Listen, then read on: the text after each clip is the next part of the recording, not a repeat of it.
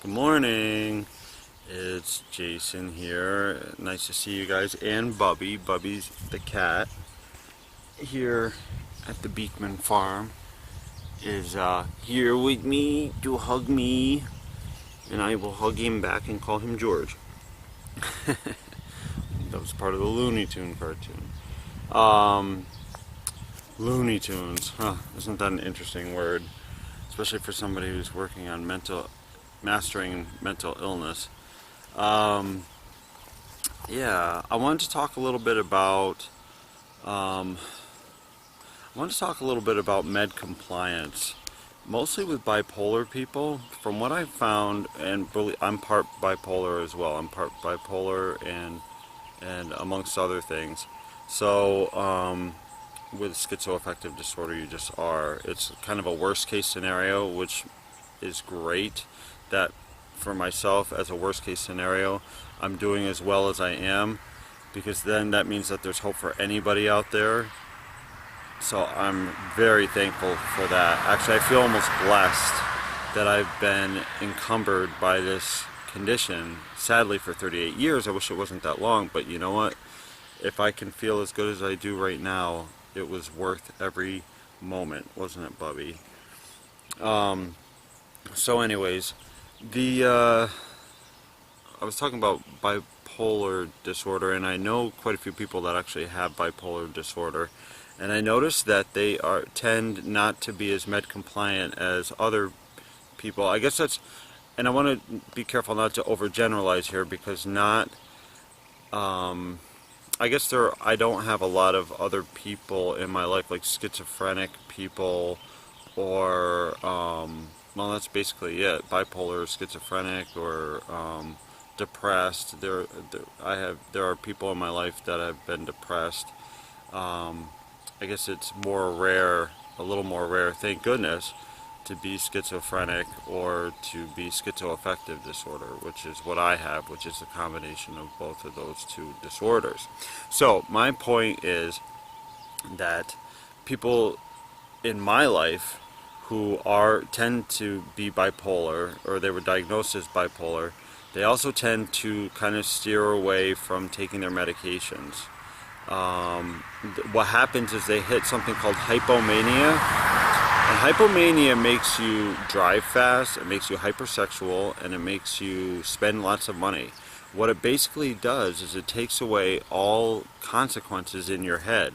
Like, you're not afraid of consequences, so you live a risky life.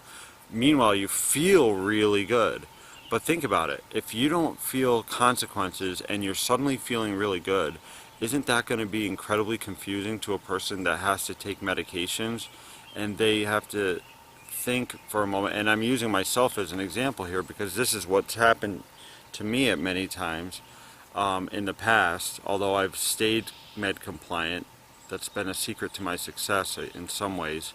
But there is that, I will not lie, that there is that feeling that you get that, your sense of consequences has disappeared, and so what happens is you just don't feel like you need to take your pills. And who wants to take pills with all those darn side effects of weight gain, of, oh my gosh, there's so many of them. Weight gain, there's so many risks out there. Each pill is individualized and has many different scary physical and mental side effects. So that's scary in itself. But then when you are feeling really good and you aren't concerned about what goes on in the next day, like you feel very powerful and almost indestructible, like you just don't need the medications, well, you're going to stop taking the medications. That's generally what happens. That's generally what happens to people. I don't know why I stayed med compliant despite feeling that. I think it has something to do with my social anxiety or social phobia that I had. And emphasis on had. I don't have that anymore. Right now, it's gone. So blessed to be able to say that. I feel so happy to be able to say that. Whether or not it will in 6 months or not from now, we'll find out. But My med compliant, or my social phobia made me very particular about my behavior. Okay, I was very concerned about my behavior. I didn't want to act funny in front of Bubby or anybody else out there, or you or anybody else, where I would be judged. So I was very rigid about how I behaved. Even though my social phobia when I was in hypomania tended to go down, I still had a legitimate concern about what people were going to think of me and my behavior, so I wanted to do everything in my power to be healthy, looking at least. Even if I wasn't internally, at least I would look healthy.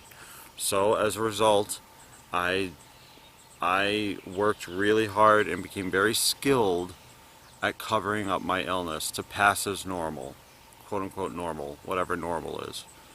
And let me see, what time is it? How much time do I have? Oh, it's not saying. But I only want to talk for about 5 to 10 minutes, and I think my time might be up. But med compliance, please, if you're taking medications, stay on your medications and do not sway from that as best you possibly can. If you miss, I don't know. You've got to talk to your doctor if you miss a day or something like that. But it's so important that you stay on your medication. It's essential. It's essential to your health, and it'll make you feel better. And there are going to be other alternatives out there as well that you can discuss with your doctor at a later time when those things are available. And some of those things might be available through me, like this diet. I might have information about that in the future, but right now I'm still in the preliminary stages and still testing it on myself first. So there's hope for us. There's hope for all of us. There really is. This is huge. I mean, life is actually tremendous when mental illness symptoms disappear. Life becomes tremendous. You have this positive, glowing, healthy, happy attitude on life, and you suddenly realize that life is great. And I'm just going to say this one other thing. I don't know if you ever saw The Matrix. That movie, Keanu Reeves, he swallowed a pill and he went through the rabbit hole and he woke up on the other side of reality, and come to find out he was living in a virtual reality world that looked like our world today, but come to find out it was artificial, and the reality that he was in once he woke up was horrific. We were being ruled by giant robots and computers, and people were cocooned in these systems and used as real-life batteries. It was awful. I mean, that's just a movie, right? It's just a story. But what I'm saying is that it is almost like we're living in some kind of world where things seem like they're getting really bad, okay? And believe me, it's nothing like The Matrix. There's no computers or aliens or anything like that involved in this. But the point I'm trying to get through is once you wake up, once you change your diet and wake up and feel 100% of who you are, you wake up from that waking coma that most of us are still walking around in, of negativity, of hostility, of depression, of anxiety, of all this stuff. If you're feeling those things, then you're still in the walking coma. Road rage, all those things, fighting with your spouse or loved one. If you're feeling any of that stuff, those are signs that you're still in that. But when you wake up, unlike the movie The Matrix, life is gorgeous. It's gorgeous. It's so beautiful.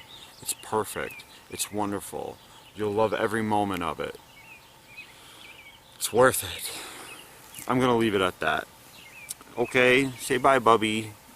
Bye. See ya.